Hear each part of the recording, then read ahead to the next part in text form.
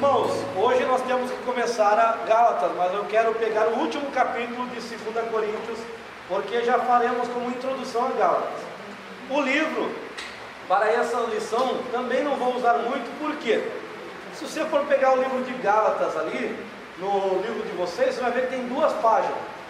Então, é só os pontos técnicos para vocês terem aí. Agora eu quero colocar os pontos bíblicos para que vocês tenham uma interpretação, somente para quem prega, quem ensina. Tem alguns pontos aqui que dá para transformar numa mensagem. Mas por que eu quero começar com 2 Coríntios? Porque ali tem um ponto de curiosidade, né? Ali tem um ponto muito curioso para nós interpretarmos aqui, e que durante a caminhada, a trajetória teológica aí já foram cogitadas diversas coisas. Então é interessante nós vemos o que a Bíblia realmente ela fala. Paulo começa comentando que conhece um homem que não sabe no corpo ou se fora do corpo, foi arrebatado. Eu sei como Paulo foi arrebatado. Paulo foi arrebatado fora do corpo. Só que a intensidade da realidade das visões que ele teve foram muito intensas, a ponto dele não conseguir discernir. Por que hoje eu sei que hoje nós temos todo o Novo Testamento nos revelando. Se Paulo fosse arrebatado no corpo, ele não voltaria mais, ele ficaria no céu. Então o arrebatamento, você sabia que tem alguns tipos de arrebatamento? Por exemplo, nós temos aqui, arrebatamento. Nós temos o arrebatamento no Espírito. Quem foi arrebatado assim que nós estudamos? Livro passado? João, né? Vou colocar outra cor aqui. João teve um arrebatamento de Espírito. Outro tipo de arrebatamento na alma. Quando a alma, né? A alma é arrebatada, o espírito é arrebatado, a alma fica no corpo. Aqui a alma é arrebatada e o espírito fica fazendo a conexão, porque nós sabemos que a separação de alma e corpo é morte, morreu. Mas aqui, como é um arrebatamento, o espírito ainda fica fazendo a conexão e mantendo os sinais vitais, para que a pessoa não morra. Talvez já ouviu falar de experiências de arrebatamento, e você pode identificar agora, separando cada um, você pode identificar aí como te falaram. Parece que eu li na Bíblia alguma coisa sobre o cordão de prata. O cordão de prata se rompe? Isso acho que... O cordão de prata é uma ligação entre o corpo e a alma, ou o espírito. Uma parte que eu lembro que fala de cordão de prata ali é Eclesiastes 12, né? Mas que é outro sentido. O cordão de prata ali, o que guarda, se eu não me engano, aquela parte se refere em relação ao cérebro, uma coisa assim, ao crânio que guarda o cérebro. Ali, a descrição do capítulo 12 de Eclesiastes é muito interessante, porque ele fala da velhice, né? O que acontece na velhice, só que com outras palavras, né? É bem interessante. Qualquer hora a gente vai pegar, acho que é o próximo livro, se não me engano, Poéticos. É Históricos, mas Poéticos já passou? Não, né? Então, nós vamos pegar ali e a gente vai interpretar. É bem interessante. Arrebatamento de alma, nós temos aqui o exemplo de, acabamos de falar, Paulo. Nós temos um arrebatamento, que eu posso dizer, vamos colocar aqui arrebatamento de sentido.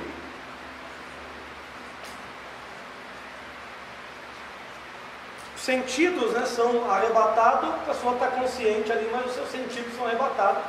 E quem teve essa experiência foi Pedro.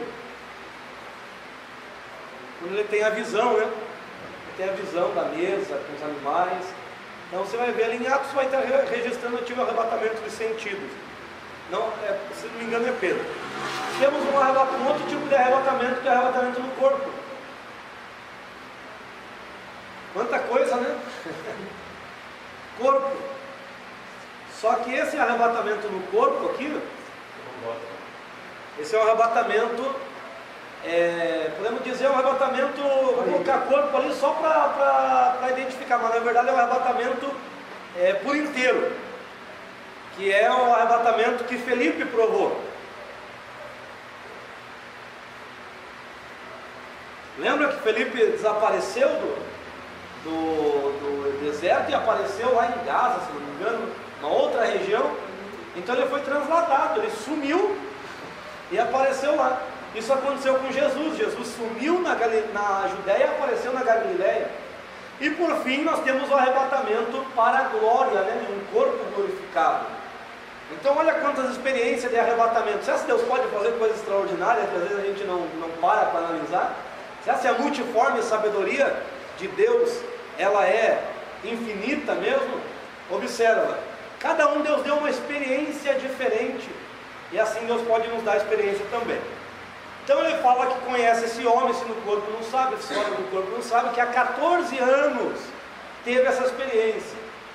E ele vai dar um jeito ali de falar de uma forma que não identifique ele, mas ele mesmo acaba se entregando. Para não se gloriar justamente por causa de um fator. Olha lá o 6, 12:6, 5. A respeito de tal homem, poderia gloriar-me em mim mesmo, mas não me gloriarei, senão nas minhas fraquezas. Daí a gente vai explicar porque Paulo está falando isso. Pois se quiser gloriar-me, não serei insensato, porque direi a verdade, mas me contenho, para que ninguém suponha que sou superior àquilo que em mim vê, ou que a respeito de mim ouve. E para evitar que eu não me exaltasse além da medida, pela sublimidade de revelações, olha aí, se entregou totalmente agora, tentou maquiar até aqui, né? Mas ele fala que foi dado a ele algo. Ora, se não é eu que tenho as revelações e as visões, por que vai ser colocado algo em mim, né? Se não são minhas revelações, não são revelações dadas a mim, e sim a um amigo meu, e que eu vou contar por que eu tenho um espinho na carne, não meu amigo, né? Então aqui ele se entregou, não teve jeito. Olha lá, para que eu não exaltasse além da medida, pela sublimidade das revelações, foi-me dado um espinho na carne, a saber, um mensageiro de Satanás, que me esbofeteasse, a fim de que eu não me exaltasse além da medida. Acerca disso, 3 vezes roguei ao Senhor para que afastasse de mim. E ele me disse: a minha graça te basta. Amado, Parece que esse filme na cara aí, o pessoal pode saber o que é. Acho que são sobre essa revelação. está na palavra aqui. Eu vou dizer para os irmãos o que já cogitaram. Você vai me dizer se já ouviu isso ou não. O que a Bíblia fala e um ponto que eu penso. Vocês sempre você pode ficar tranquilo que vocês sempre vão ter honestidade da minha parte. Se for algo que eu penso e não que está claro na Bíblia, eu não vou dizer que é a Bíblia que falou. Vou dizer que é um pensamento meu por causa disso. Nunca vou colocar o meu pensamento sobre a Bíblia. Sempre vou procurar ser o mais exegético possível, né? Procurar seguir o que a palavra fala. Aí quando tem linhas de pensamento eu falo, linha tal falou isso. E quando eu penso alguma coisa acerca eu também falo. Pode ficar tranquilo. Então o que já cogitaram? A primeira coisa que cogitaram aí é que era pecado. Que Paulo tinha um pecado que atormentava ele. E como fala espinho da carne, aí já coloco aí que seria o adultério, seria mulheres. Então isso cogitaram, para mostrar a afabilidade dele, né? Os erros dele. Mas é incoerente. Contrapondo isso, surge um pensamento mais conservador para explicar isso aqui. Que o espinho na carne seria uma enfermidade, porque Paulo, segundo historiadores, ele tinha problema nos olhos, né? Tinha certa dificuldade. Cogitam porque ele escreveu em Gálatas, ele disse em Gálatas que escreveu com letras garrafais. Aí cogitam que ele tinha um problema na visão, e este era o espinho da carne de Paulo. Isso é o que conservadores você vai ouvir dizer. Porém, tem um outro posicionamento que eu também encontrei, que o espinho da carne seria a rejeição que Paulo sofreu tanto pelos seus compatriotas judeus, quanto pelos crentes, porque ele sofreu perseguição dos dois lados, do mundo cristão e também do mundo judeu, que ele era um desertor, vamos dizer assim, né? Então esse posicionamento é interessante. Porém, o que a Bíblia diz? E que esse é o problema de nós. Às vezes nós achamos, lemos algo na Bíblia e queremos achar uma resposta a todo custo, e às vezes esquecemos que a própria Bíblia responde. O que a Bíblia diz que é o espinho da carne? Está claríssimo no texto, e hoje muitos já estão enxergando isso. Já ouvi alguns pastores comentando o que eu vou falar aqui. Está lá no 12:7. Para que eu não gloriasse além da medida, foi-me colocado um espinho na carne, a saber. Então ele vai relatar agora qual que é o espinho. Quando eu escrevo algo e digo a saber, em seguida eu vou dizer o que é o que eu relatei.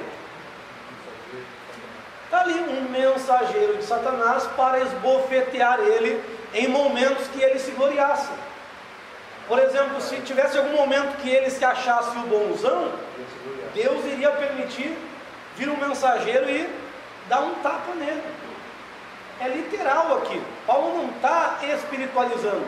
Nós que fomos espiritualizar uma linguagem de Paulo. Nós, intérpretes, teólogos, de posterior, que fomos dar uma resposta. Mas até hoje existem esses demônios bofeteadores. Por que você acha que tem pessoas que estão lá no auge e daqui a pouco vem uma queda? Porque eles deixaram de glorificar a Deus e estavam tomando a glória para si. Então, para que esses demônios não venham nos bofetear, vamos dar glória a Deus sempre, né? Vamos glorificar a Deus. Tem até um professor que ele diz isso, né? Irmãos, para não dar brecha para os bofeteadores, vamos dar glória a Deus. Então é isso. O que eu penso, e agora é um pensamento meu, que esse espinho na carne também poderia ser um certo sentimento que Paulo tinha acerca da perseguição, porque ele disse lá em Gálatas ele coloca: eu não sou mais digno que os outros porque eu fui perseguidor da igreja de Deus. Então penso que esses pensamentos que vinham na memória de Paulo também era uma forma de espinho, né? Vamos usar assim, uma forma de ele se colocar para baixo. São coisas, erros na nossa vida que às vezes nos fazem: meu Deus, por que o Senhor me aceita? Sou tão pequeno, tão falho. Então, penso eu, esse já é um pensamento meu, mas a literalidade do texto é exatamente o que está escrito. E só que Paulo nunca deu brecha, por isso que ele vai escrever sempre: me gloriarei nas minhas fraquezas. Ele rogou para Deus tirar, para que Deus não permitisse. Mas Jesus disse: se você seguir pela minha graça, isso basta, Paulo. Isto basta, não fique preocupado. Então é o mais coerente entender essa literalidade hoje, irmãos. Hoje vocês já estão tendo aí o pensamento mais elaborado, né, mais atual, que muitos teólogos já estão falando isso que eu estou falando aqui no texto, certo? Não é só eu que estou falando. No passado nós tivemos muito isso, né? Dentro da história da teologia nós tivemos muito isso, cogitar coisas que a Bíblia não fala, e daí perpetuou, porque veio por linhas teológicas.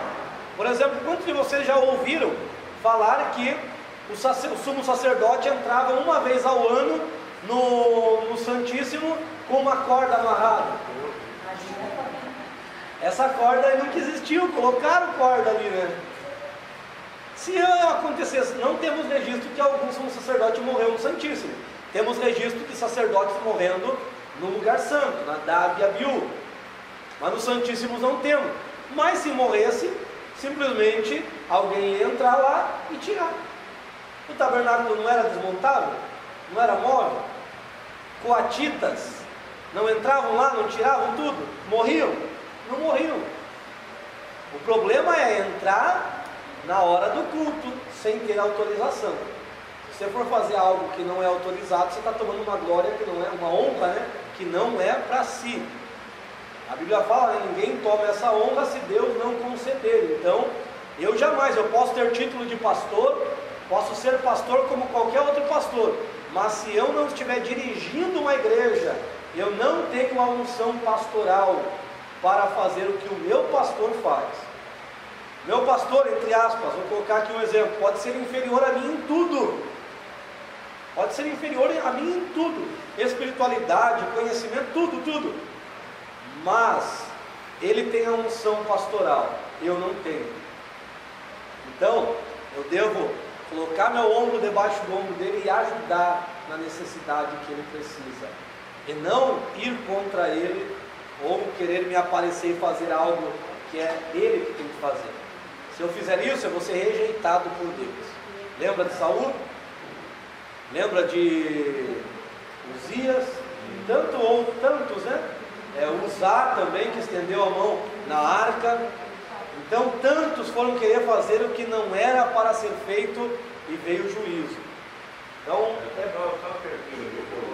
é no corpo, é o arrebatamento de Filipe, que ele foi trasladado de uma região para outra, certo? Então por que nós começamos aqui? Porque esta revelação de Paulo, ele fala que há 14 anos, e Gálatas 1, justamente ele vai dar um histórico do seu ministério, da sua caminhada antes até de iniciar o ministério. Para nós entendermos Gálatas, precisamos entender os propósitos primeiro, né? Depois nós vamos ler algumas coisas. Primeiro, Gálatas foi escrito às pressas por Paulo, por isso que é uma carta curta. Paulo queria sanar um problema que ele tinha ouvido, que chegou até ele. Qual que era o problema? Os Gálatas, eles deixaram o evangelho da graça e abraçaram os costumes dos judaizantes, porque os judaizantes passaram por lá, dizendo que tinha que circuncidar, dizendo que não poderia comer certos tipos de comida, dizendo que tinha que guardar o sábado, a lua nova, as festas, principalmente a circuncisão era onde eles pegavam mais firme. E Paulo vai orientá-los, vai chamar até de insensatos, porque rejeitaram o evangelho da graça e foram encantados, foram enredados pela cultura judaica, e a cultura judaica é sedutora. Não pense que a cultura judaica não seduz, ela seduz. Tem muitos pastores indo para Israel e se batizando no Jordão. É a mesma coisa que eu chegar para minha esposa, hoje eu estou casado há 9 anos com ela, chegar para ela e dizer: ó, minha esposa, vamos casar esse ano, porque vamos casar de novo? Não precisa nem ser Israel, mas eu falo: vamos casar de novo? É como se eu estivesse dizendo: ó, esses 9 anos que eu vivi com você não valeu de nada, não foi nada, não foi verdadeiro. Então eu me batizar de novo, estou dizendo: ó Deus, tudo que eu vivi contigo não foi verdadeiro, porque eu preciso passar pela experiência do batismo de novo. Pastores, irmãos, até falei isso na escola dominical lá, trazendo a Arca da Aliança, fazendo uma arca, uma réplica, né? Mas nós somos tão medíocres, tão pobres, que nós não temos nem a condição de comprar uma embuia, quem dirá uma acácia, né? De Israel, porque a acácia é uma madeira que não se corrompe, durabilidade, como uma peroba nossa aí.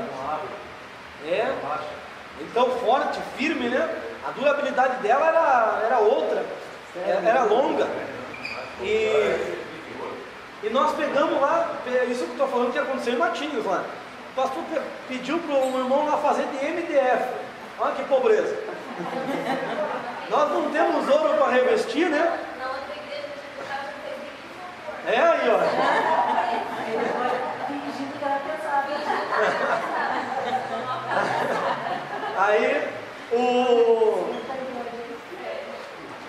Aí como não tem ouro para revestir, o que o pastor fez? Foi lá e comprou aquela tinta dourada de carro, né? Que brilha, né? Você vê como é miserável, a gente é miserável, né? E pediu para os obreiros se vestir de sacerdote e levar lá para dentro da igreja e colocar. Olhem, o que é a arca? A arca tipifica o Cristo. A arca era uma tipificação de Cristo antes da encarnação, era o que eles tinham sombra. Nós temos o Cristo, a realidade. É eu olhar para Jesus e dizer: eu não quero o Senhor, eu quero uma caixinha de madeira, porque ela é melhor que o Senhor. Então, irmãos, por que isso acontece? Por falta de conhecimento das doutrinas bíblicas, genuinamente. Aí começa a colocar modismos, né? Nós queremos atrair de alguma forma, fazer show de pirotecnia, né? Na igreja, para que a gente faça alguma coisa diferente. Não precisamos do evangelho puro, do evangelho simples, irmão. É esse que transforma o pecador. Só acrescentar uma coisa porque também a gente fez parte disso, né? Que é uma coisa que a gente fala com propriedade, né? Mesmo que não fosse uma coisa boa, mas a igreja, de parte, ela fica, como você falou, sabe, se você se pergunta, ela fica mística, porque em parte é isso. Exatamente, a palavra certa. Quando a arca entra, o pessoal dançando, os meninos dançando, os caras voando, ai, a presença de Deus. Décima apoteose, né? É a presença de Deus que está vindo. Sim, Você da mexe, teatrização, né? você Nós somos mexe assim. como emocional. E o que acontece? Nós somos pessoas obedientes. Se você lá está ministrando e mandar a gente ficar de ponta cabeça, a igreja já está. Se pensar que vai receber alguma coisa de Deus, você não vê que as pessoas se aproveitam da ignorância das pessoas para tirar o dinheiro? Isso, exatamente, perfeito. Não, mas isso que aconteceu em Matinhos, porque o pastor presidente pediu, né, na sede, e tinha lá obreiros antigos, né, que não concordavam com a atitude também, né, mas obediência, né, acabaram realizando por obediência ao pastor. Então, mas é bom conhecer as escrituras, não, porque a gente não comete esses erros, né, a gente não comete essas falhas.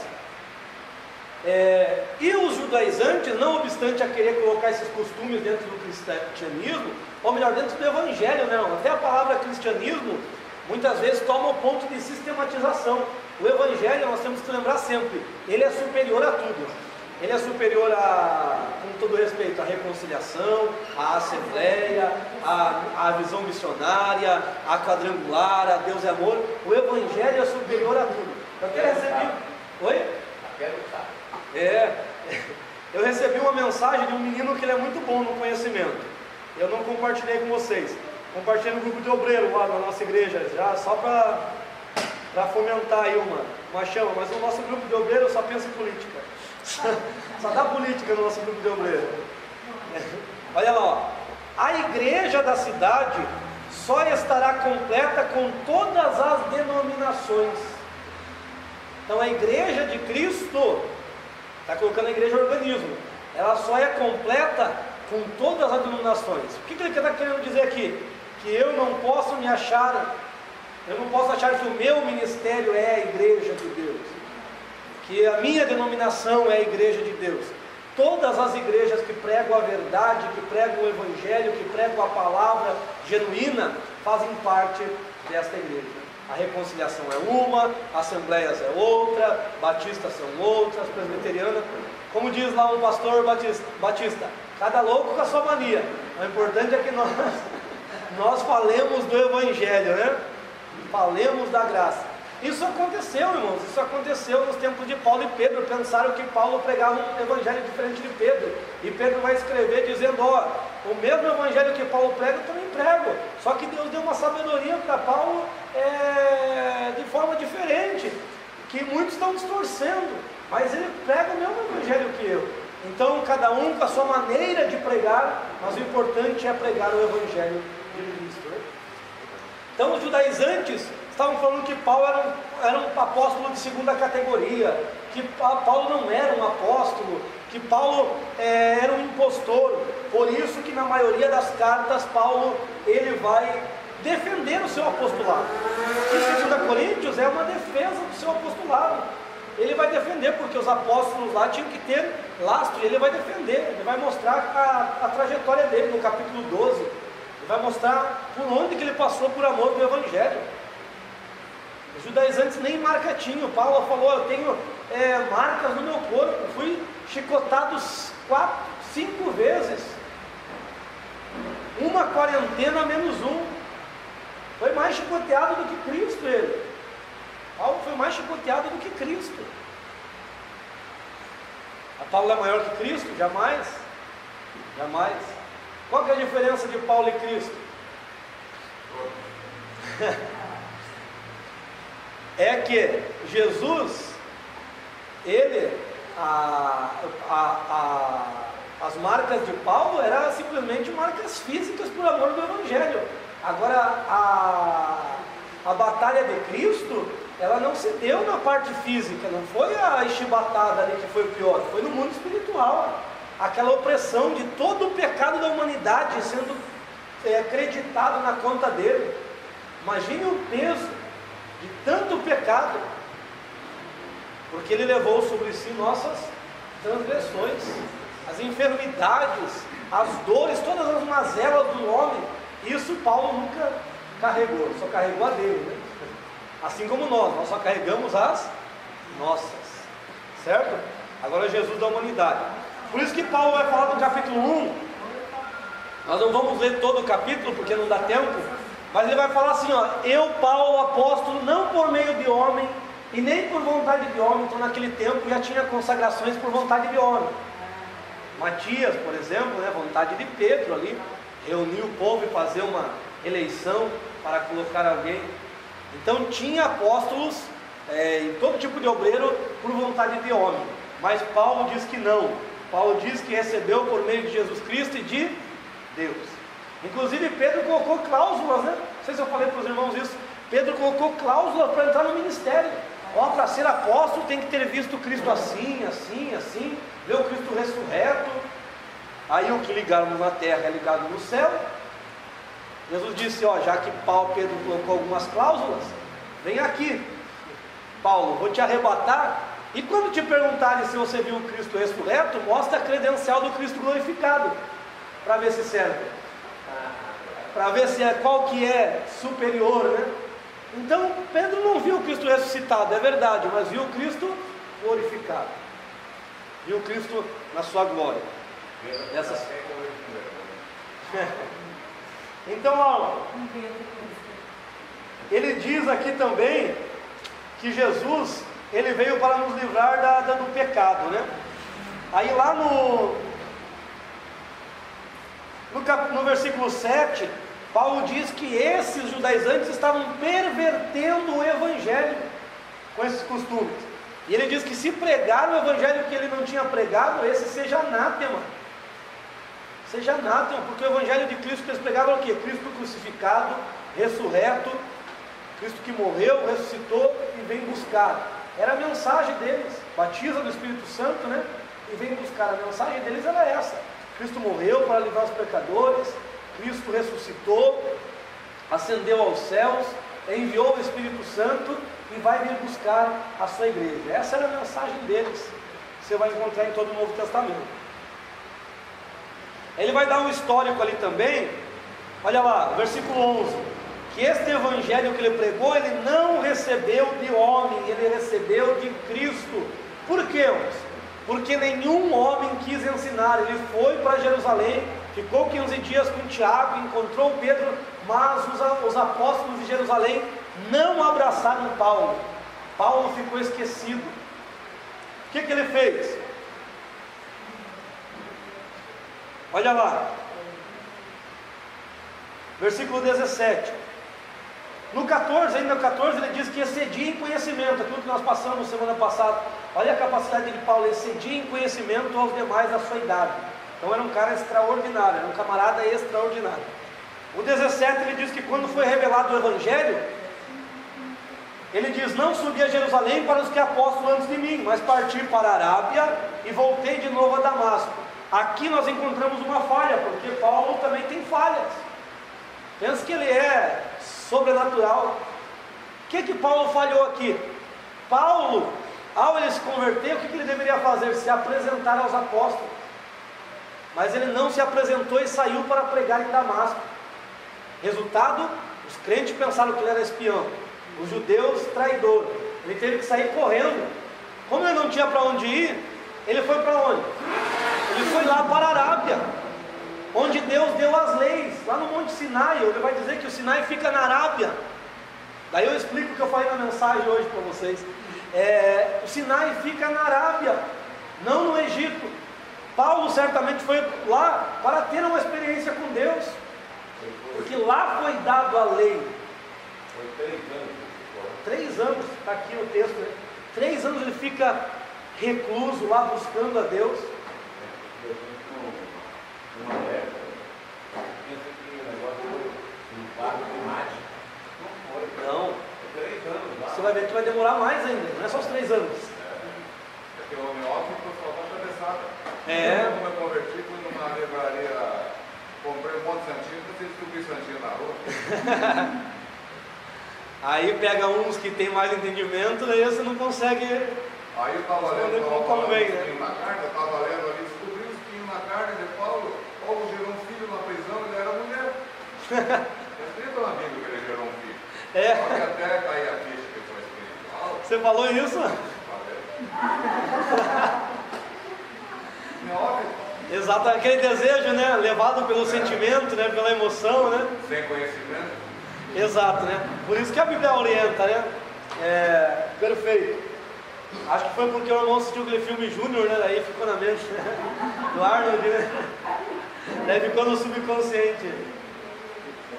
Tem nessas igrejas que revelam bastante aí, um camarada lá em Santa Catarina traz essa revelação. Tem uma pessoa que tem, Deus está me revelando que tem câncer no útero.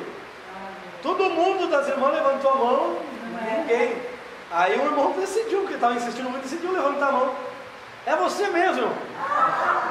Aí o pastor pegou o paletó dele e falou: irmão, homem não tem útero. Mas se não tem, Deus vai dar hoje. Então, isso, quem me contou foi um membro dessa igreja que é um fato verídico, não é uma historinha.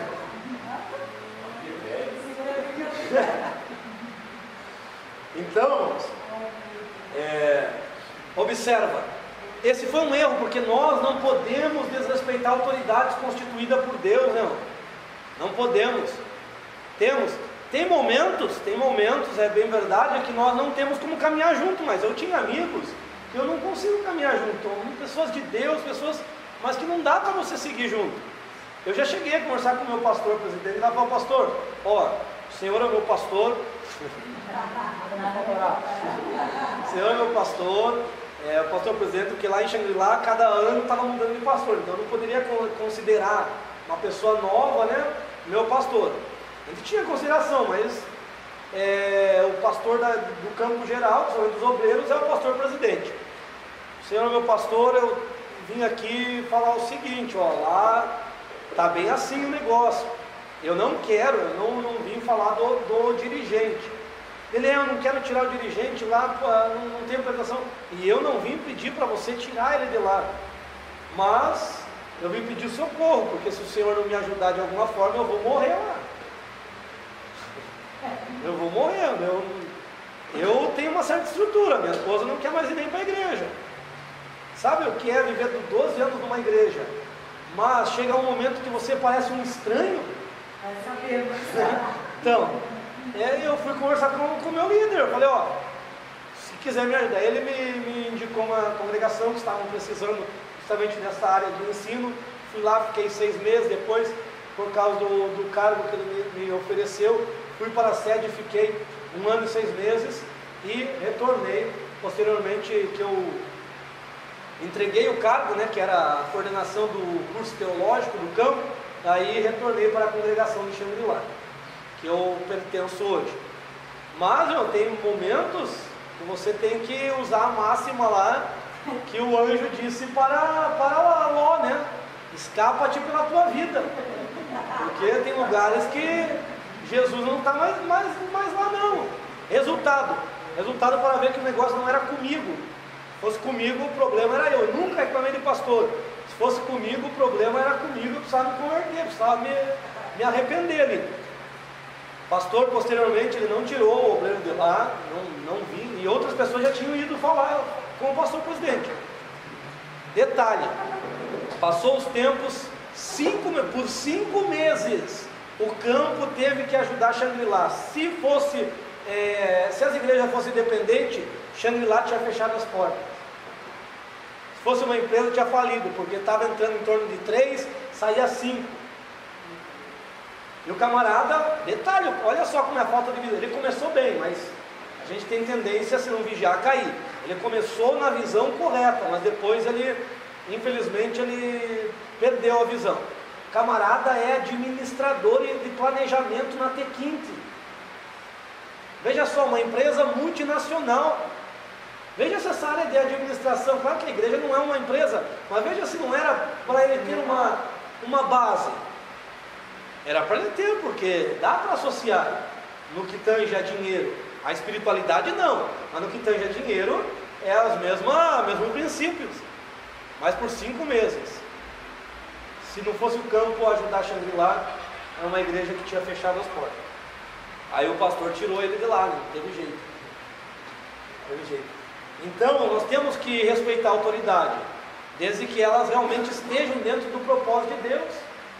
Se elas não tiverem, nós temos que conversar. Se eles não gostarem, e geralmente não gostam, porque hoje o cristianismo e igreja, segundo igrejas, que a igreja modelo que nós estudamos em Apocalipse é a igreja de Pérgamo, quando o homem quer dominar, quer conquistar as almas, quer tomar para si as pessoas, aí eles vão ver essas pessoas que chegam a conversar como rebeldes, né? Como rebelados, muitas vezes, irmãos, por pregações que eu faço, porque quando Deus me dá a mensagem, eu não volto atrás, não fantasio, não mascaro, não maqueio nada. Eu falo, daí eles me têm como rebelde, né? Me têm muitas vezes porque o que tem para falar, eu falo mesmo pela palavra, né? Claro que sem arrogância, com humildade, né? Mostrando a verdade bíblica. Então esse foi um erro de Paulo, teve que correr 3 anos na Arábia, depois ele volta para Damasco e vai subir para Jerusalém, ou melhor, descer, né? Desce para Jerusalém.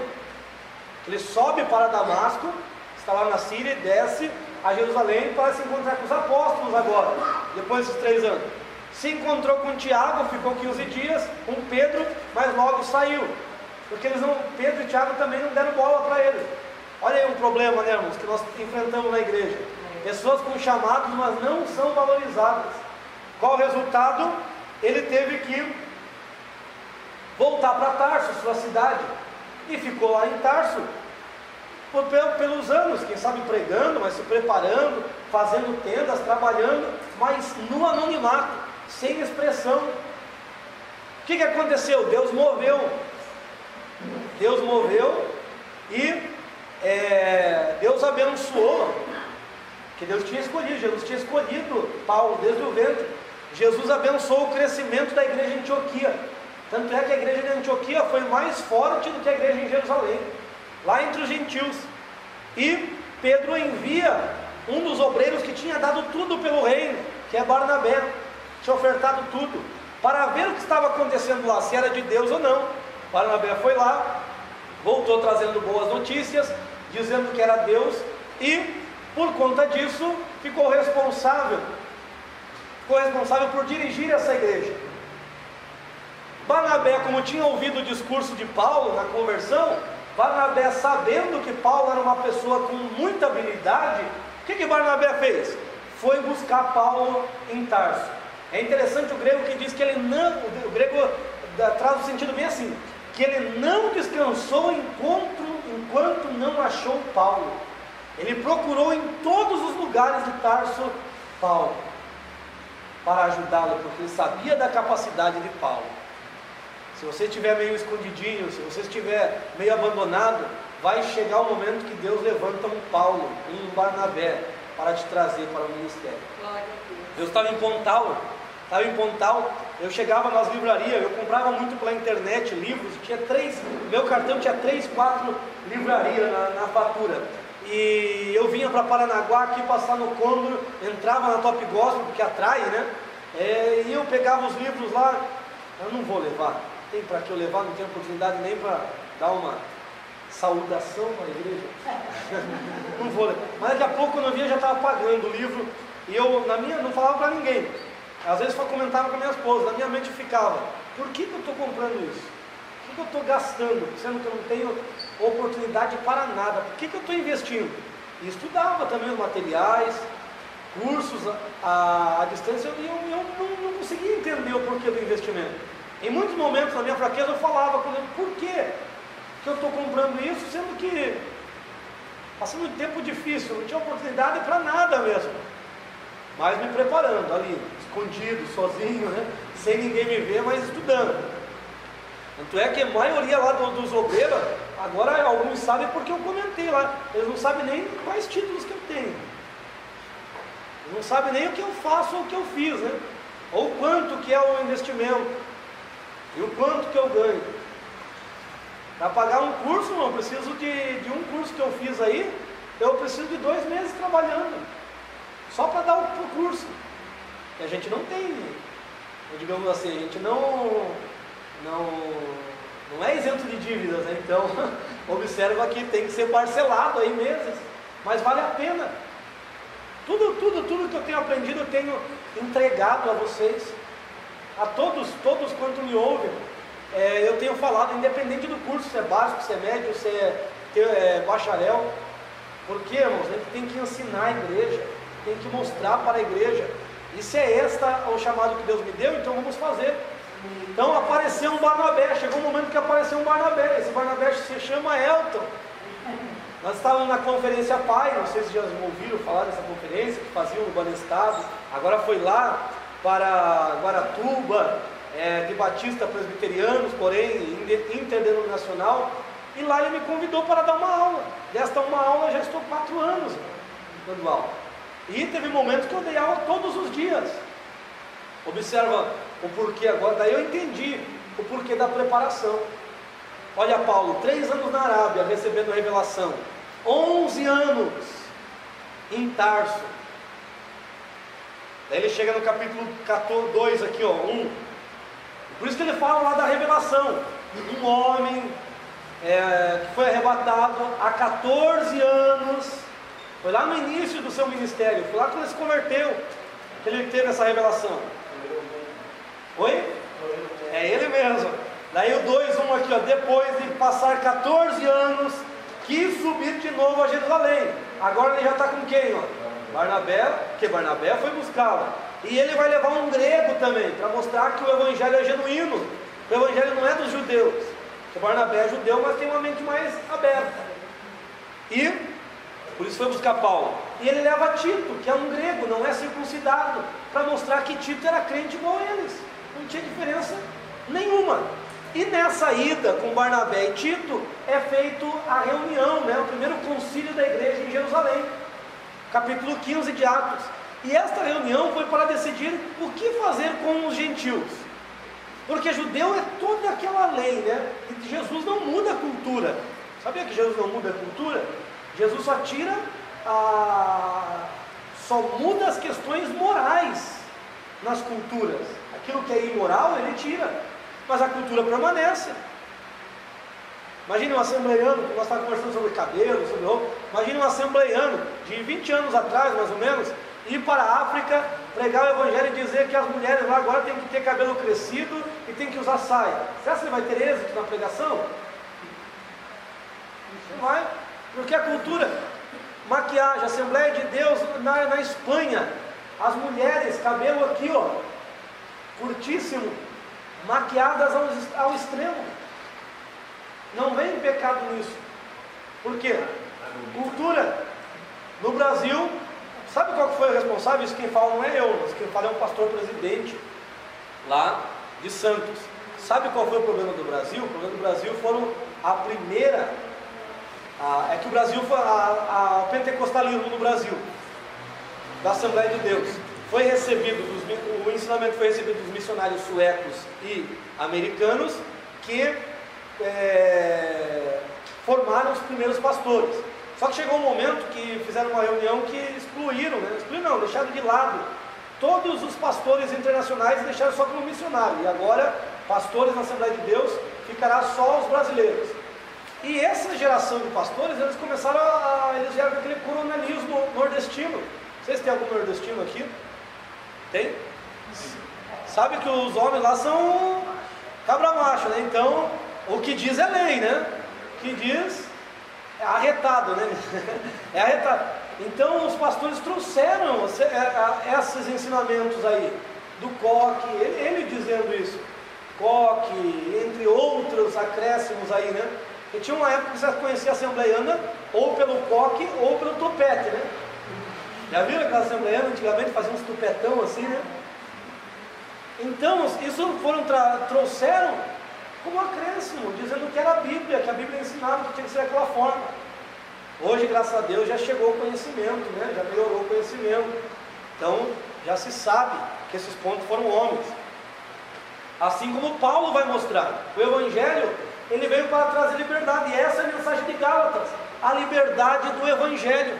O Evangelho da graça trouxe liberdade e não aprisionamento para o homem. E daí eles vão decidir o quê? Vai ficar calorosa a reunião. Em reunião, às vezes, o bicho pega, né? Fogo, né? Vai ficar calorosa. Tanto é que quem modera, quem consegue moderar, é Tiago.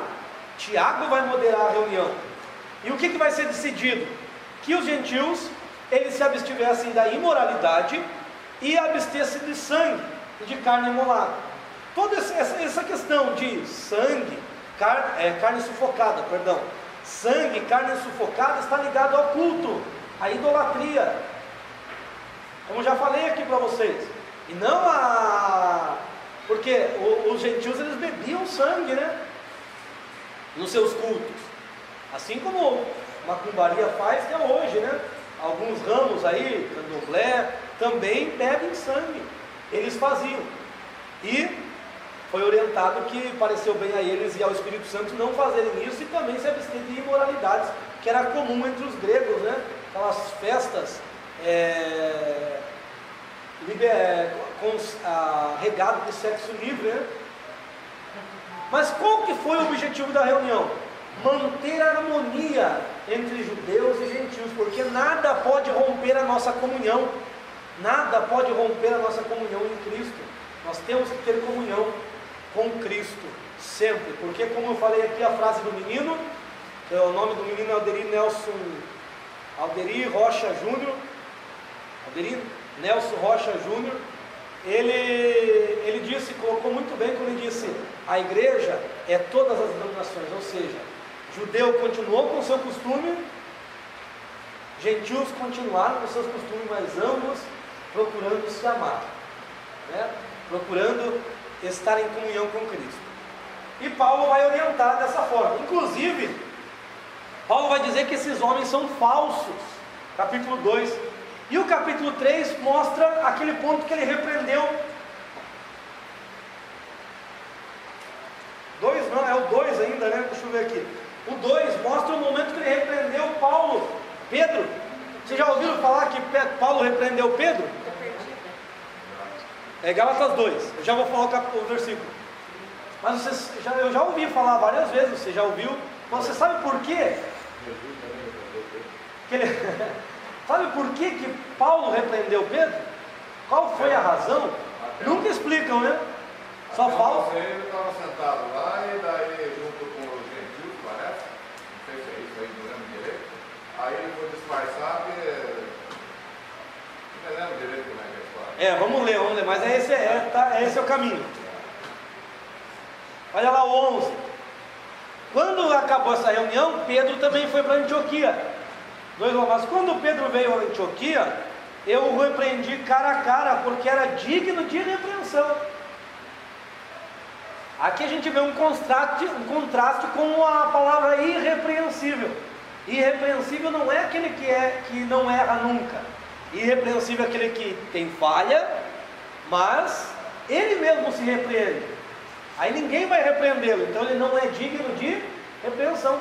Mas a reunião que eles tiveram tinham acabado de tratar sobre isso. E Pedro vai dissimular agora.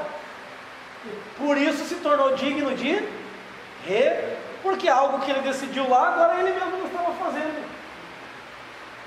Lá, pois antes que viesse da parte de Tiago, que era o pastor presidente, vamos colocar assim, comia com os gentios, mas quando eles vieram, se retraiu, se apartou, porque tinha medo daqueles que eram da circuncisão. E outros que eram judeus também foram arrastados, dissimulando com ele, de tal modo que até Barnabé se deixou levar pela hipocrisia deles. Ora, é mais ou menos aqui, mais ou menos eu no culto ali no domingo, né? No sábado, né? Vamos lá, eu preguei ali sem o paletó, né? Só de gravata, mas se chegasse, por exemplo, uma comitiva da Assembleia e eu descesse lá, corresse pegar o paletó para colocar, o que eu estava fazendo? Dissimulando, né? Sendo hipócrita. Só para eles não falarem lá pro pastor presidente que eu estava sem terno no púlpito. Não é? Então é isso que Pedro fez. Pedro estava tranquilo, comendo com gentios ali, se alegrando. Quando veio, colocou lá o terno, a gravata, né? Deixa eu me fazer de assembleiano aqui. Professor, desculpa, é só um parênteses. Mas assim, eles, só por curiosidade, eles se importam se você não tiver... Não, hoje não mais, hoje não mais. Depende da igreja também, né? Tem pastores que ainda exigem. Vou estar conversando com a irmã aqui. Hoje é muita questão a visão do pastor. Tem uma certa liberdade. Tem igrejas que o obreiro tem que dar. Porém, quem tirou um pouquinho disso foram os jovens. Os jovens, com as festividades dos jovens, fazendo camiseta ao invés de camisa, gravata, acabaram começando essa revolução, vamos dizer assim. Mas, tradicionalmente, cultos mais oficiais, assim, até em reunião, tem obreiros que vai de gravata, terno e gravata. Reunião com 30, 40 pessoas, tem obreiros que vai de terno e gravata. Ainda tem essa cultura. Mas hoje, é que assim, a gente se porta, por quê? A gente respeita o protocolo, porque a gente sabe que tem os legalistas. Então tem gente que pode ser que ainda tenha. Gente, só que hoje não muito, lá para a nossa região acho que não muito. Mas ainda pode ser gente que tenha gente que se você não tiver com terno e gravata, ele nem te escuta direito. Ainda deve existir essas pessoas. Então eu gosto, né? Eu uso porque gosto, sinceramente. Mas para não dar aquele ar também de superior, eu gosto de estar conforme a igreja. Então, senão às vezes a gente vem com terno, a gente deixa de ser ouvido porque as pessoas pensam, olha, se acha na beca, né? Às vezes tem pessoas que podem também o contrário, né? Não querendo ficar retraído simplesmente por causa da veste. Isso daí é questão de protocolo, ele tem que respeitar o protocolo, saber como agir. Porque você tem que ser empático, né? A empatia, né? Se colocar no lugar do outro. Diga lá, Bruno. É verdade que essa cultura da Assembleia de Deus, do terno e gravata, assim, veio com os americanos, porque lá é frio. Eles trouxeram essa cultura para cá, e é algo assim, está bom mesmo você pensar no Nordeste, que é extremamente quente, você está de terno e gravata. Lá é mais tradicional que aqui, se duvidar. Porque lá tem pastores muito tradicionais. A verdade eu não tenho, vocês falaram forma da Suécia, né, também, falaram que não, na realidade eu acredito que era costume da época, que a Assembleia de Deus nasceu aqui em 1910, 1911, na verdade, porque em 1910 eles foram para a Batista, em 1911 foram expulsos da Batista, e em 1918 e abrem o ministério chamado Missão de Fé Apostólica. Só que o nome Assembleia de Deus vai ser registrado só em 1918. Eu acredito que saia e essas vestes é por questão de época. Eu acho que antes os homens se trajavam, né? A gente vê filmes da época que assim, os homens se trajavam com terno, com gravata, quem usava maquiagem era prostitutas. Então eu acredito que foi uma cultura da época que eles abraçaram. Só que essa cultura, ao invés de ficar na época, dentro da Assembleia, ela passou como doutrina. Ela passou como uma doutrina bíblica. E não é, a doutrina bíblica é o quê? Está conversando com a irmã, é o decoro, se portar com decoro. Certo? Então eu acredito que é mais disso do que essa questão do frio. Mas foi a reportar que quando eu fiz o curso de liderança, foi dito que o líder, principalmente, o pastor, ele deve andar assim, bem barbeado, bem arrumado, bem vestido, porque a pessoa que olhar no meio daquele povo já sabe aquilo ali. Já se destaca pela aparência, pela postura. Então isso foi dito lá no curso de liderança. Se observa, muitas comunidades, não sei porquê, somente os que saem da Assembleia, a primeira coisa que eles fazem é deixar a barba crescer. Eu não sei porquê. Tem vontade, né? Porque não adianta. Não, mas é que também acho que deve ser influência de algum ensinador que eles ouvem, talvez, né? Porque tem aí uns que são mais barbudos, das comunidades, que ensinam, daí eles acabam se espelhando, né? Eu acho que é mais um espelhamento, né? Mas a questão de barba também é outro ponto doutrinário que a Assembleia de Deus colocou. porque diz lá, tendo com o rosto descoberto. Mas Paulo não está falando da barba ali, ele está falando que Moisés trouxe no seu rosto o véu para esconder que a glória ia saindo. E ele diz: nós não façamos isso, não ficamos mascarando, não ficamos fingindo, antes tenhamos o rosto descoberto para refletir a glória de Deus. Não tem nada a ver com físico, com barba, mas perpetuou na Assembleia que bigode não faz parte da barba, e que barba é pecado, né? Que barba é do diabo. Inclusive tinha gente na igrejas mais assim, que eu quando tinha 11 anos tinha bigode, pra você não ter uma ideia. Era coisinha penujinha, né? Aquela coisa erradinha, né? Daí até os 14 eu nunca tinha tirado esse bigodinho, né? E eu tinha amigos, Deus é amor, né? Aí eu questionei ele, falei, mas me explique uma coisa, por que vocês não raspam, né, perna, mulher, eram a dirigente, né, que era a mãe do meu amigo, por que vocês não raspam a perna, a axila? A resposta dela, não, é que foi Deus que deu, se é Deus que deu, então ele tem que deixar. Mas então o bigode, a barba, o diabo que colocou ali, Deus se retirou, eu não tinha conhecimento de nada, era novo convertido. Deus se retirou e deixou o diabo colocar ali, porque bigode para eles não pode, nem bigode. A não ser que a pessoa tenha aquele problema no lábio, né? Lábios urinos, né? Daí para disfarçar ela pode usar, mas eles não podem usar. Então, tradições humanas, costume humano, né? Então entendemos aqui por que ele foi repreendido. Irmãos, vamos lá para o café? Irmãos, capítulo 3, capítulo 4, ele vai falar, nós vamos ler, ele vai falar da importância da lei. Por que foi dada a lei? Vamos ler um só do 3:19. Por que foi dada a lei? Paulo está falando da graça, ele coloca, por que foi dada a lei? Gálatas 3:19. Ele vai dizer a lei, ele vai perguntar, para que serve a lei? A lei foi dada, adicionada, por causa das transgressões. Ou seja,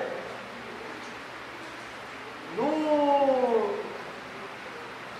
início, lá em Adão, Deus havia colocado apenas uma lei para o homem: não coma desse fruto, só aquela, porque as outras, os princípios estavam tudo no coração do homem, ele só deveria obedecer essa.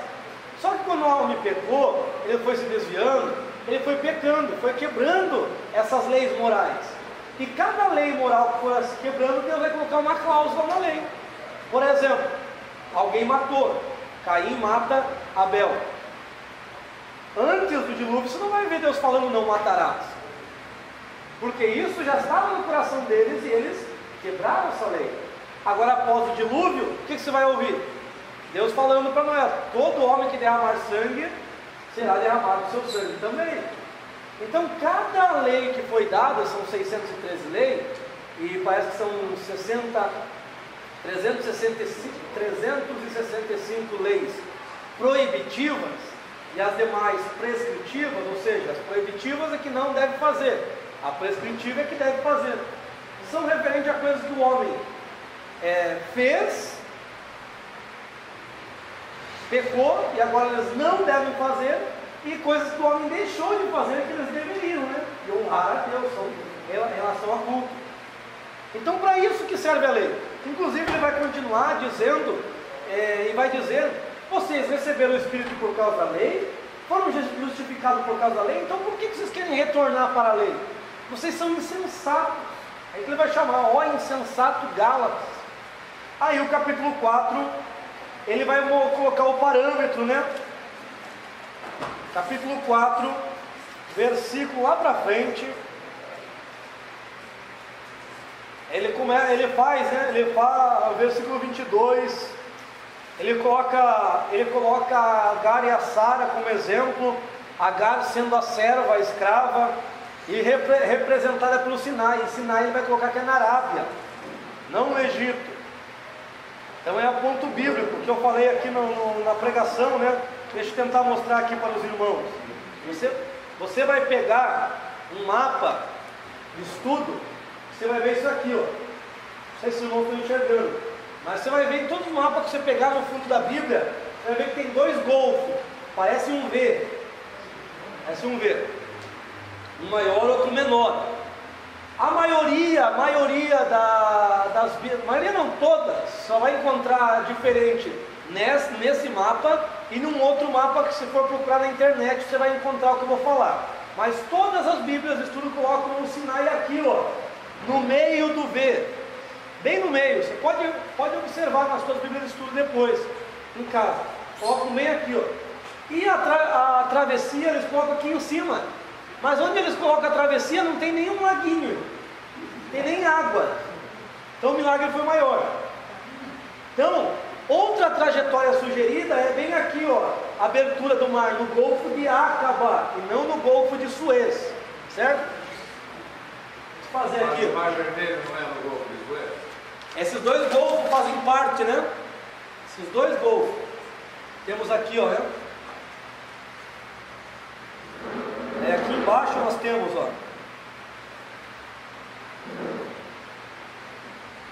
Ó, o Mar Vermelho, esse aqui, ó. Não é nem Mar Vermelho, o original não diz Mar Vermelho. O Mar Vermelho foi um erro de tradução que chegou até nós por causa da Bíblia inglesa. É Mar de Juncos. O correto é Mar de Juncos. Aí cogito que esse junco soltava uma cor meio amarronzada, avermelhada, por isso talvez chamaram de Mar Vermelho. Mas esse aqui é o mar, vou colocar vermelho para os irmãos entenderem. Esse aqui é o Mar Vermelho. Aqui são dois braços, né? Chamado de Golfo. Aqui, ó, Golfo de Suez. E aqui o Golfo de Acaba. Aqui, ó, essa parte aqui, ó, faz parte do Egito. Os israelitas estavam aqui, ó, né, na terra de Gósen. Aí eles colocam assim tipo um laguinho aqui, né? E que eles atravessaram aqui para ficar aqui. Porém, irmãos, a Bíblia vai falar que Moisés, ele apacentava as ovelhas de Jetro, e Jetro era da Arábia, Midian. Midian está aqui, ó. Midian está ali, na Arábia. Era improvável Moisés dar toda essa volta aqui, ó, para trazer ovelhas para lá, um deserto. As ovelhas morreriam. Então, é improvável. Aonde que foi a abertura? Provavelmente aqui, ó, nesse golfo, e o Monte Sinai, as cordilheiras, né, os montes, o Horebe ficava aqui, porque o sogro de Moisés falava sobre esse monte. Era comentado. E prova, qual que é a prova bíblica? O irmão acho que falou o versículo ali, né? Gálatas 4. Olha lá, Gálatas 4, versículo 25. Porque Agar é Sinai, tipologia dele. Mas a realidade, Sinai, um monte da Arábia, não do Egito. E a intenção de o povo sair do Egito para ficar no Egito era uma intenção de Faraó, né? Vão, mas não vão muito longe. E Deus disse: não, vou tirar o meu povo, vai ser liberto. Então, irmãos, essa é a trajetória mais coerente, que eles saíram daqui, ó. E aqui que Deus carregou, como eu falei lá, ó, carregou com mão forte o povo em uma noite, um caminho que era de 3 dias. Em uma noite Deus levou o povo para cá. Perdão, Deus encaminhou o povo, porque Deus estava tirando aquele povo com mãos fortes. Capítulo 5, ele vai dizer assim, ó: não deis lugar à carne, não useis essa liberdade para dar lugar à carne. E daí ele vai colocar o parâmetro lá, né, o contraste, que há obras da carne e o fruto do Espírito, e que a carne milita contra o Espírito. Olha como a carne é corajosa. A carne, o que é a carne? Não sei se eu falei para os irmãos, se eu mostrei, mas em doutrinas bíblicas a gente vai mostrar melhor.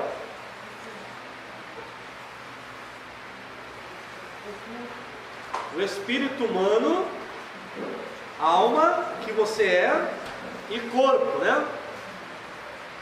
Aqui o coração e aqui a mente. O que é a carne? Carne é o casamento da alma com o espírito. chamado de carne. A partir do momento que eu me converto, o Espírito Santo passa a habitar no meu espírito. No meu espírito, e agora eu tenho a condição de me tornar um crente, uma pessoa espiritual. Se eu ouvir o Espírito, eu sou espiritual. Mas observa que a carne, ela milita contra Deus. Olha como ela é corajosa. A carne é corajosa, ela milita contra Deus, porque o Espírito Santo é Deus. Veja que carne sem vergonha, né? Milita contra Deus. E nós não podemos alimentar a carne e deixar que o Espírito Santo seja alimentado pelo Espírito, sendo guiado pelo Espírito. E como que o Espírito guia? Em toda a verdade, que é a palavra de Deus. Aí eu me torno um crente espiritual. Daí tem os estágios. Aqui, ó, eu sou guiado pelo Espírito. Quando esse aqui é como se fosse 2 véus que eu tenho que deixar, porque são 2 centros de decisões. O coração é mais profundo e a mente é mais rasa. Como são centros de decisões, eu tenho que deixar romper, né? Então tem que ser rompido esses véus para que o Espírito transborde. Então se eu deixar esses véus romper, se eu deixar o Espírito Santo romper esses véus, eu deixo simplesmente de ser guiado, e ele vem aqui, olha, ele transborda, né? E eu passo a andar. Porque agora o meu intelecto, o meu desejo, minhas vontades, não farei as minhas, mas as vontades, os desejos e aquilo que o Espírito Santo quiser. Então eu passo a andar no Espírito. Se eu deixar ele romper esse outro véu, eu vou transbordar, e aqui eu sou cheio do Espírito. Então nós temos ali ser guiado pelo Espírito. Tem gente que só fica nesse estágio, que não deixa o Espírito transbordar, invadir, inundar a sua alma. Aí ele não consegue andar no Espírito. É um crente que até tem, ele é moral, ele vive uma vida bem espiritual, porém ele não anda no Espírito, não tem experiências com o Espírito Santo, porque ele não anda no Espírito. E não deixa muitas vezes transbordar, ou às vezes só deixa a parte mais rasa ser transbordada, né? Então nós temos que, se eu deixar tudo isso acontecer comigo, se eu deixar o Espírito Santo envolver dessa forma, eu passo a, tudo isso aqui é conhecido como viver no Espírito Santo. É o que Paulo orienta lá, quer ver o capítulo 6? Deixa eu ver se é o 6 ou o 5. Acho que é o 5, 5:25. Se vivemos pelo Espírito, andemos também no Espírito. Então viver no Espírito, só vive no Espírito quem deixa o Espírito Santo inundar a sua alma, né? Irmãos, Efésios, vamos para Efésios. E Efésios é uma carta da prisão, né? Efésios, Colossenses, Filipenses e Filemon. 4 cartas de prisão. Efésios, Colossenses, Filipenses e Filemon. Colossenses e Filemon foram escritos juntas. Tanto é que foi enviado, né, por Epáfras e Onésimo, porque a igreja de Colosso ficava na casa de Filemon, certo? Nós vamos estudar isso aí. Efésios, vamos começar com uma mensagem poderosa. Eu acho que eu já falei essa mensagem para vocês em outra aula, ou não foi aqui? Vamos ver, vocês vão me dizer. 1:3 de Efésios. Efésios é uma das cartas mais espirituais de Paulo, tem um âmbito espiritual muito tremendo. Fala, o bendito Deus e Pai, nosso Senhor Jesus Cristo, que abençoou com todas as sortes de bênçãos as regiões celestiais em Cristo.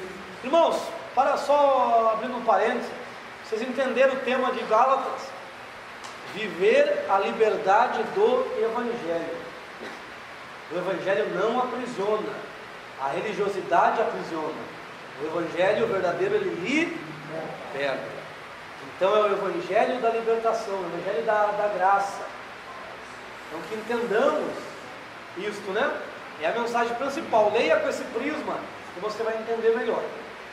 Continuando aqui, nos abençoou com todas as sortes de bênçãos nas regiões celestiais em Cristo. Aqui, se a gente pegar esse texto e isolar, a gente pode colocar qualquer tipo de bênção, né? E nós já ouvimos isso, né? A pessoa fala, Deus vai te dar a bênção, isso, porque todas as bênçãos. Mas o próprio texto diz quais são essas bênçãos.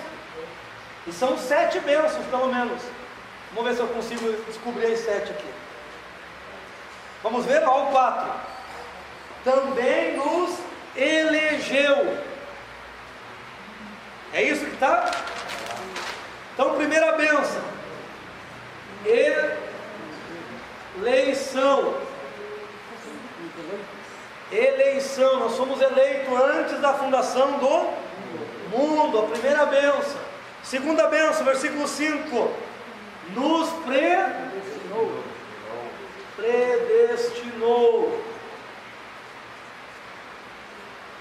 Para sermos o quê? Filhos de adoção, ou seja, somos filhos de adoção, ou seja, fomos adotados.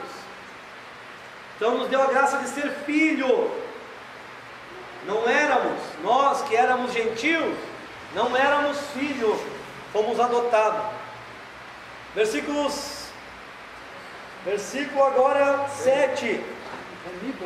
Nós fomos redimidos, né? A redenção.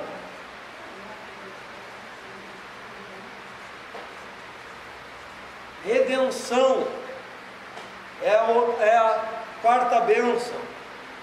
Olha lá, versículo 9 ali, ó. Nos deu a capacidade de conhecer os mistérios da sua vontade, ou seja, conhecimento.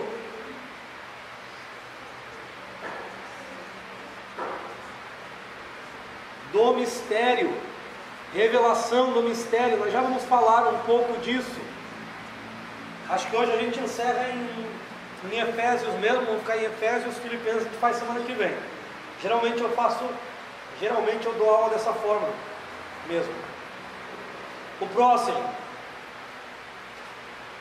versículo 11. Em quem também obtivemos herança. Olha lá, somos herdeiros.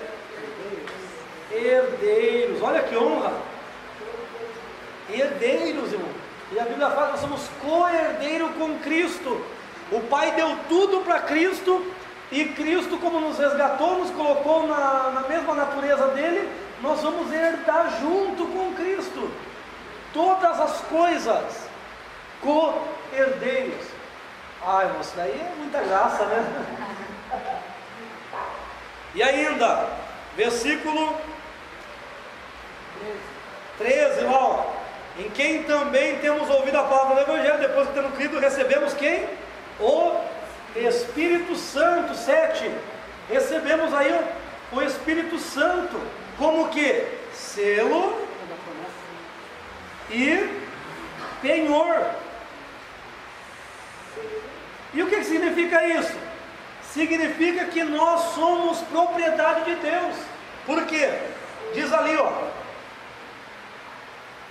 versículo 14: qual é o selo de garantia da nossa herança até a redenção da possessão de Deus para louvor da sua glória. Então você tem o Espírito Santo, o selo do Espírito, isso é a garantia que você pertence a Deus. Isso é garantia que você vai ser herdeiro, é garantia que você pertence ao céu. Então, fomos eleitos antes da fundação do mundo, predestinado. A predestinação não é uns para a salvação e outros para a condenação, como diz o calvinismo. A predestinação, irmãos, é para ser o quê? Está lá em Romanos 8:29. É para ser semelhante.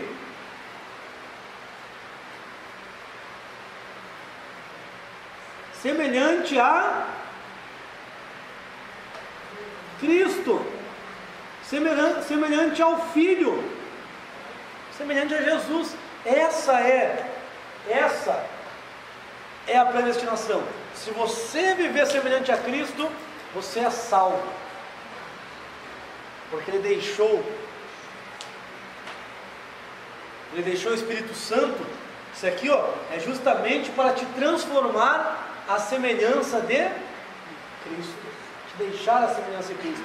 Então, predestinação, filhos de adoção, fomos adotados, redenção, conhecimento do mistério, revelações, né? Somos herdeiros e temos o Espírito Santo em nossa vida. Então está aí uma mensagem para você pregar, né? Todas as bênçãos com qual fomos abençoados em Cristo Jesus. Oi? Bênção, né? Quanta coisa, quantas bênçãos a gente se apega com coisas materiais, né? E quantas bênçãos. Essa carta é espiritual porque Paulo, ele vem trazendo lá de cima. Por exemplo, Cristo, ele está sentado aqui, olha, tem o monte Sião, Sião celeste, né? Onde aqui, ó, aqui faz parte do Éden, né? Esse aqui é o Éden celeste também. Cristo está sentado aonde? Eu ia falar que é o mais alto, né? O mais alto lugar, no trono, que está aqui na cidade, ó. O trono está aqui, ó. Então essas bênçãos que nós fomos abençoados, essas regiões celestiais que ele está falando aqui em Cristo, é onde Cristo está. Então, regiões celestiais em Cristo. No versículo 3, né? 1, 3. Mas depois ele desce um pouquinho mais. Sabe por quê? Olha o 3,9. Nós vamos para lá e vamos voltar. Vamos ir e voltar no Efésios. Olha o 3,9 que lindo. Ou melhor, 3,10. Para que agora os principados e a potestade nas regiões celestes, através da igreja, conheçam a multiforme sabedoria de Deus. Esses principados e potestades são quem? Demônio. Será? Principado e potestade. Mas os demônios aprendem com a gente? Eles aprendem alguma coisa boa de Deus com a gente? Então, não pode ser os demônios. Não pode. Não, tranquilo, já vieram, obreiros já vieram me perguntar se esse principado e potestade aqui é o mesmo dos 6 lá, que nós vamos chegar lá. Esse não, esses são anjos de Deus, anjos eleitos, regiões celestes, aqui ó, olha como ele desce, em Cristo. Agora ele vai falar dos anjos, que habitam aqui, né? Aqui é a morada dos anjos de Deus, habitam aqui. Então os anjos, eles ficam aprendendo com a igreja, sabe por quê? Porque nenhum anjo recebeu a habitação do Espírito, e a igreja tem a habitação do Espírito, e a cada tempo é revelado coisas proféticas, e eles passam a conhecer a Deus, eles passam a conhecer a multiforme sabedoria de Deus, eles olham para nós, se debruçam para aprender como Deus age, por causa do Espírito Santo que está na nossa vida, porque o Espírito, a Bíblia fala que perscruta as profundezas de Deus, e Ele nos revela. Ele nos revela. Então a cada tempo, com os movimentos proféticos no mundo, os anjos passam a entender, ó, Deus age assim, Deus age assim, Deus age assim. Então esses aqui, ó, principado e potestade nas regiões celestes, eles aprendem a multiforme a sabedoria de Deus através da igreja. Nós temos que entender que os anjos, eles têm hierarquia: principados, príncipes, potestades, dominadores, dominações e hostes. Lembramos que 1/3 caiu, mas 2/3 estão com Deus. Então essa hierarquia tem nos dois reinos, tanto no reino de Deus, anjos de Deus, quanto no reino de...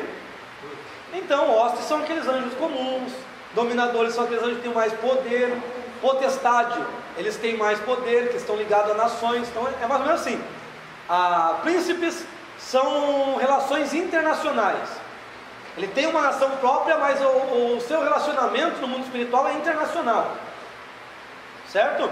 Por exemplo, Miguel, próprio de Israel, porém ele tem relações com outros anjos, como se fosse um embaixador, né? Potestade é nacional, uma nação. Por isso que tem aquela potestade lá que a nação inteira adora, por exemplo, né?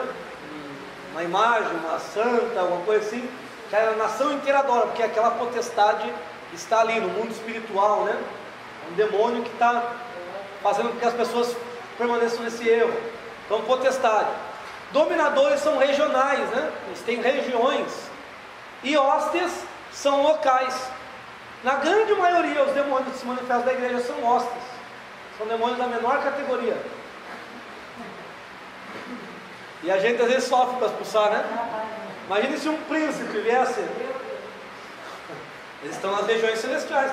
Agora nós vamos para o 6:10 lá, irmão. Entender que ele vem descendo o nível. 6, acho que é 6:11. Revestiu. Deixa eu ver. Não, é 12. Porque a nossa luta não é contra a carne e o sangue, mas contra principados, contra a potestade, contra dominadores. Olha como agora ele coloca mais um adjetivo. Do mundo tenebroso. Então agora aqui, ó, já é as regiões celestiais. Essas regiões celestiais aqui é do mundo tenebroso. Ou seja, ele já dá uma dica que aqui quem vive são anjos caídos. E por que eu coloquei isso aqui? Esse aqui é o primeiro firmamento, né? Aqui está a terra, ó, a terra, aqui o firmamento da terra, que tem muitos planetas, né? Os cosmos, vai até o espaço. Aqui as regiões celestes, está os anjos, e aqui o terceiro céu. Nós temos aqui, esse aqui o terceiro céu, aqui o segundo céu, e aqui o primeiro céu, certo? Olha como ele desce, né? O nível, para falar. Por isso que é uma carta espiritual. Outro ponto aqui muito importante, são as dispensações. Não sei se você já ouviu falar das 7 dispensações. Alguém já ouviu falar? De 7 dispensações? Deixa eu ver se eu vou lembrar. Inocência, consciência, governo humano, patriarcal, lei, graça, milênio. Lembrei. 7 dispensações. Um dos promotores, Dr. Scofield. Já viu uma Bíblia chamada Bíblia de Estudo Scofield? Então, lá tem essa teoria, essa teologia, essa linha teológica. Inocência, consciência, governo humano, patriarcal, lei, graça, milênio. Porém, só dá para ter como base bíblica a partir da patriarcal para frente. Antes há muita incoerência. E a Bíblia não fala de 7 dispensações. Foi uma forma dele sistematizar a Bíblia por épocas e tempo. Deu certo, ajudou bastante. Porém, hoje nós temos um conceito melhor. Qual que é um conceito melhor? Sempre a palavra, né? A palavra está acima de qualquer teologia, né? A teologia não pode superar a Bíblia. Não pode. Qual que é a teologia bíblica acerca das dispensações? Vamos ler na ordem? Aqui não está na ordem por causa do escrito de Paulo. Mas vamos colocá-las lá em ordem. Volte lá para o 3:9. De Efésios 3:9. Veja se está escrito assim: e trazer conhecimento de todos os homens. Depois você lê inteiro o livro, então. Qual seja a dispensação do... Então, primeira dispensação do mistério. Nossa, isso aqui é importante porque isso aqui é a teologia paulina. Ele falará dessa teologia em todo o seu escrito. Inclusive lá em capítulo 20 e 22, mais ou menos, de Atos, ele vai dizer que a ele foi dada a oportunidade. Ele está falando para Éfeso, capítulo 19 e 20 de Atos. Paulo está em Éfeso. E lá pelo 20, 22, ou lá 26, 27 mais ou menos, você lê na sua casa, Paulo vai dizer assim, ó: a mim foi me dado, mais ou menos, né, a responsabilidade de pregar todo o conselho de Deus. Então, esse estudo que ele está passando aqui, o povo já está familiarizado. E ele chama de todo o conselho de Deus. Todo o conselho de Deus. O que é a dispensação do mistério? A dispensação do mistério é aquilo que nós aprendemos lá em Apocalipse, o período do Era. Lembra lá? A parte do Era? Quando Cristo ficou escondido em Deus. João fala que Cristo, João 1,18, estava no seio do Pai. No seio do Pai. Então Cristo ficou escondido. Ele apareceu como anjo do Senhor. Ele apareceu como capitão dos exércitos de Deus. Ele apareceu como mais inusitado, né? Mas a forma mais inusitada que Cristo apareceu, a rocha que seguia o povo no deserto. Então ele apareceu de algumas formas, porém ninguém sabia que ele era Deus junto com o Pai. Nenhum dos anjos sabiam, porque antes deles criarem os anjos, eles já tinham feito esse acordo, que Cristo iria para o seio do Pai, ia ficar oculto ali, até o tempo determinado para revelar. Por isso que lá em Apocalipse nós aprendemos que quando os anjos chegaram, quando Jesus chegou, os anjos descambaram a adoração, lembra? Deram 7 honraria para Cristo, porque não sabiam que tinham 2 iguais. Na verdade são 3, né? Por causa do Espírito Santo que vem para a terra. Eles não tinham essa ciência. Por isso que eles passam a conhecer a multiforme sabedoria de Deus através da igreja, porque para a igreja foi revelado coisas tremendas. Se você ler Colossenses 3, junto com essa parte de Efésios, você vai ver que muitas coisas estavam ocultas nas eras e nas gerações, que foi revelado a nós. Glória a Deus. Então esse tempo do mistério, ele tem 2 períodos. Período A, período B. Período A é a eternidade, né? Colocamos aqui a eternidade.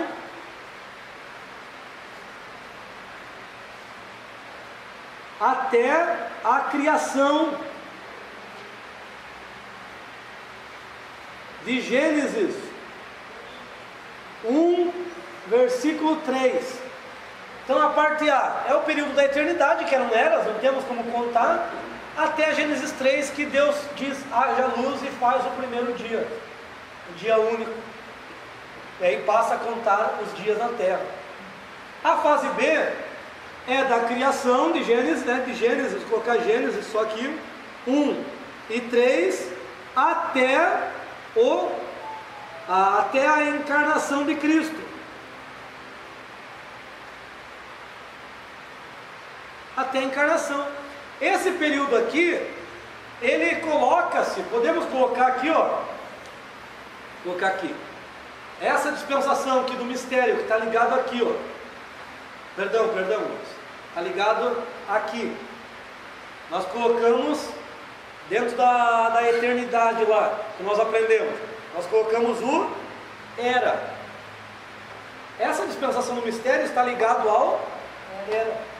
Porque lembra que nós aprendemos quando Jesus encarnou, inaugura um novo tempo na eternidade, que nós chamamos de o E o quando inaugura o vai inaugurar também uma nova dispensação. Dispensação quer dizer um tempo que Deus age de certas formas, um período de tempo que Deus age. Dispensação é isso, né? Administração, na palavra original lá, o economos, quer dizer administração, e Deus administrava esses períodos. Quando Jesus encarna, que dispensação inaugura? Isso está onde? Ó, isso aqui, ó, está em Efésios, aqui, ó, Efésios 3, 9, né? E o aqui, ó, a graça, Efésios 3, 2. Olha lá, 3, 2. Se é que tendes ouvido acerca da dispensação da graça. Então, como a encarnação, Cristo se revela. Então, a dispensação da graça é por causa do Cristo revelado. Cristo se revela a toda a humanidade, porque a graça de Deus é manifestado, trazendo salvação a todos os homens. Então a dispensação da graça é a dispensação que vivemos, que é a dispensação onde o mistério foi revelado, e esse mistério é Cristo. Está em Romanos 16, 25, que Cristo é o mistério. Está em Corinto, está em várias partes de Paulo, Cristo é um mistério revelado. Só que esse mistério, ele é um mistério em 2 fases também. Por quê? O primeiro mistério é Cristo, que foi revelado. O segundo mistério estava dentro de Cristo. Ou seja, olha só que interessante, Jesus estava escondido no Pai e tem algo escondido em Cristo. Ou melhor, tem algo escondido em Cristo que estava escondido no Pai. E alguém gritou aí. Aí, igreja. Por quê? Com Cristo é que vem a revelação da igreja. Lembra que nós estudamos dizendo que nenhum profeta viu a igreja? Cristo traz a revelação da igreja. Cristo diz: esta é minha igreja, e a porta do Hades não prevalecerá.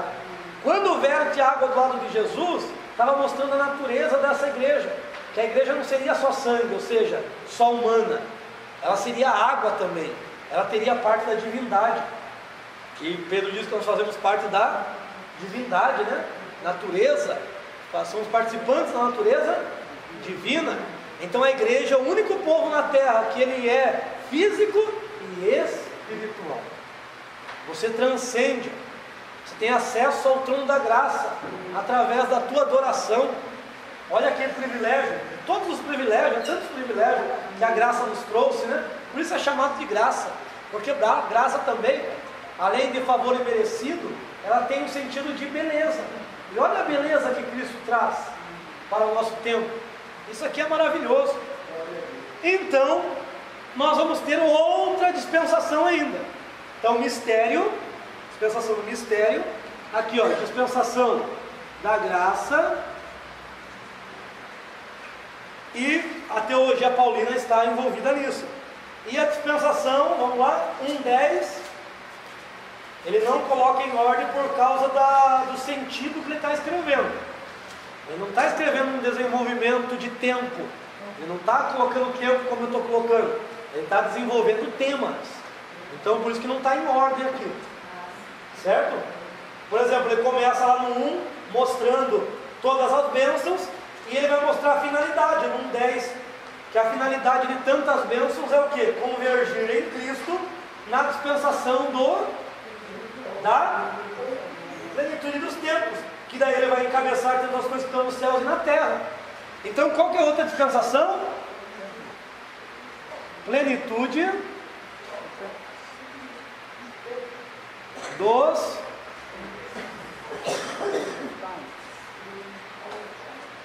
e aqui no período que nós estudamos lá é o período do será. Isso aqui de tempo. Lembra que a cidade também se move nessas 3 dimensões. Daí o será está a alma dos mortos em Cristo. Só não confunda isso, a cidade que move nessas 3 dimensões e a eternidade que move nessas 3 dimensões.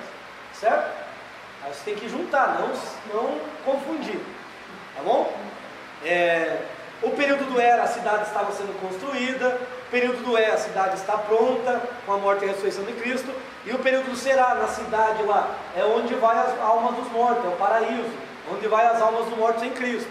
A eternidade, o período do era esse período aqui, ó, desde a antiguidade, o início da criação até a encarnação de Cristo, pode juntar. E a graça, a revelação de Cristo, até quando? Até até o arrebatamento, irmãos. Ó, aqui, ó, da encarnação aqui, né? Aqui, ó, até o arrebatamento.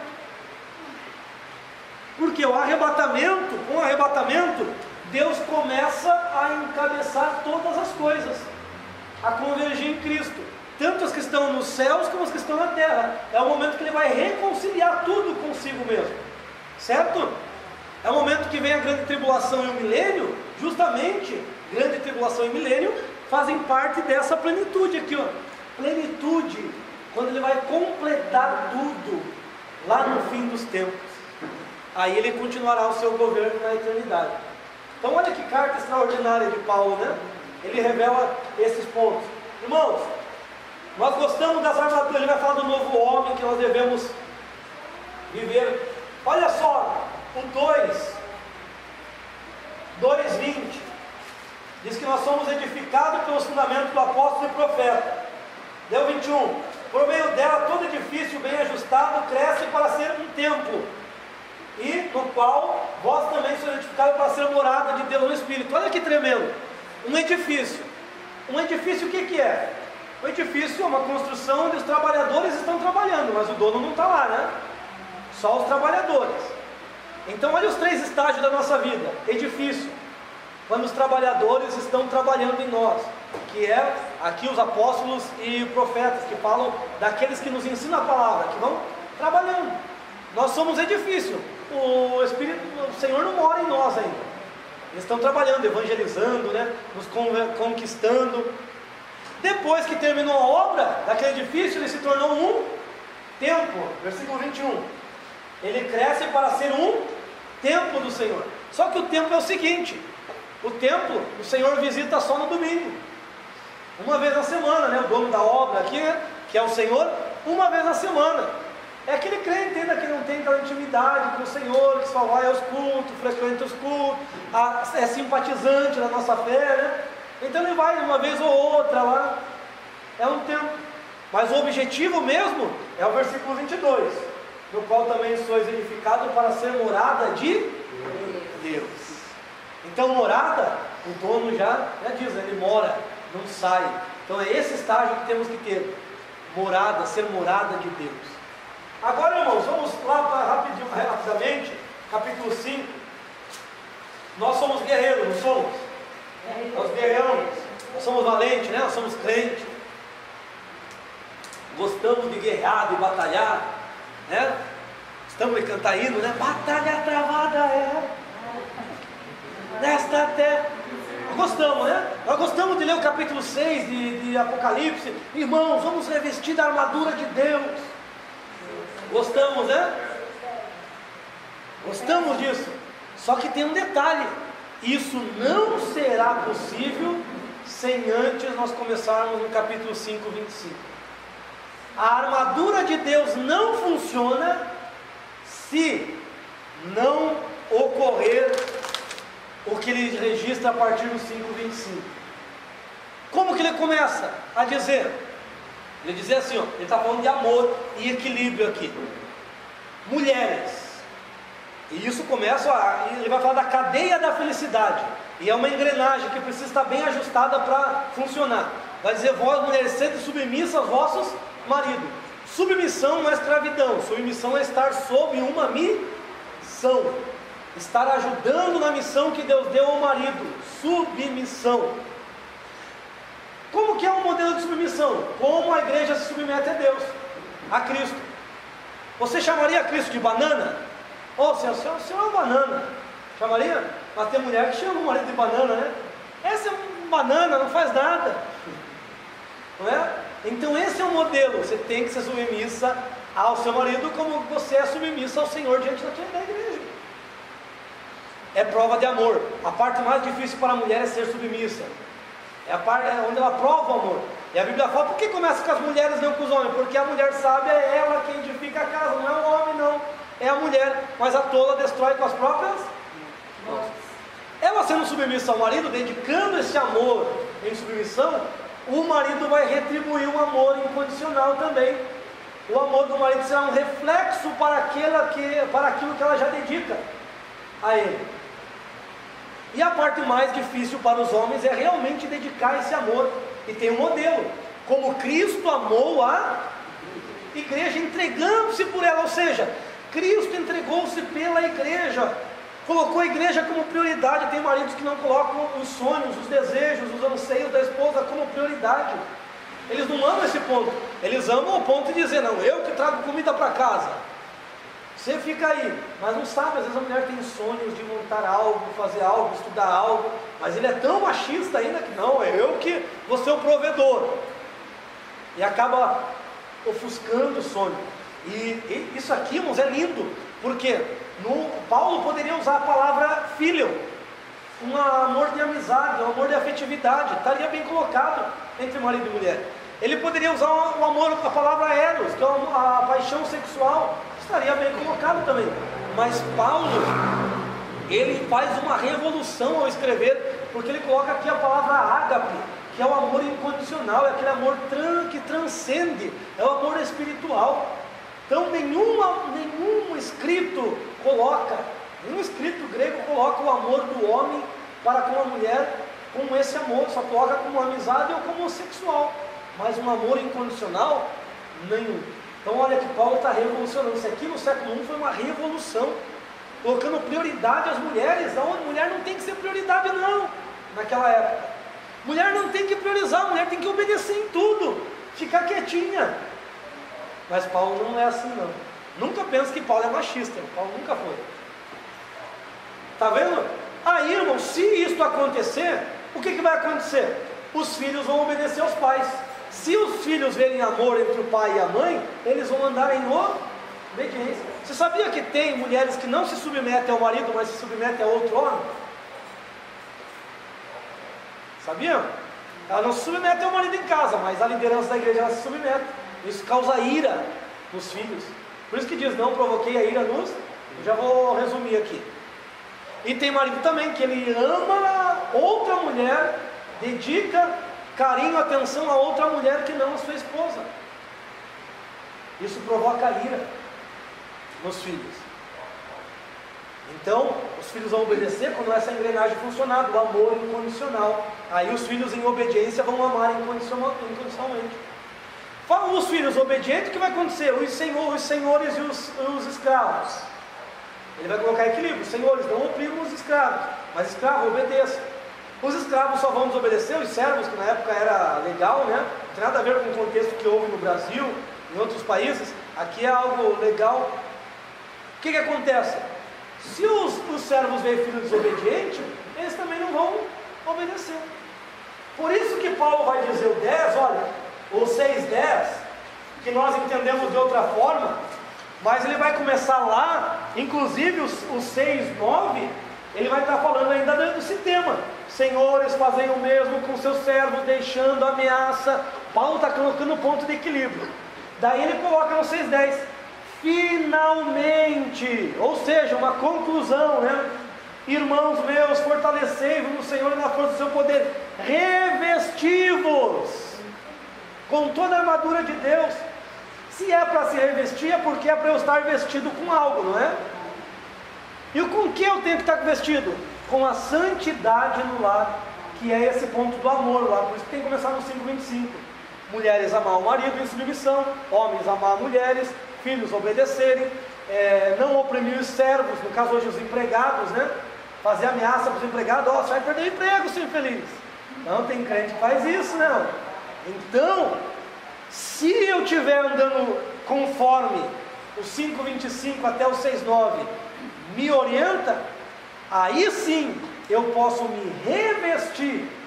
Agora, se eu quiser me revestir com alguma vestimenta falha lá atrás, o que acontece? Eu vou dar brecha para o diabo. Porque o diabo vai falar, não, você não ama a tua mulher, você ama outra. Ah, mas você não submete. O diabo é acusador, não é? Então eu vou para a batalha e ele vai achar uma brecha na minha vida para me acusar, para me envergonhar. Então está vendo que a palavra de Deus ela se completa? Não é aquilo, eles não podem espiritualizar tudo, eles têm que ler contexto para entender. Então o teu lar tem que estar bem, daí você vem para a guerra, aí você se reveste com toda a armadura. E havendo feito tudo isso, diz Paulo, ficai firmes. Amém, irmãos? Então nós encerramos por aqui. Agradeço aos irmãos. Semana que vem a gente começa com Filipenses.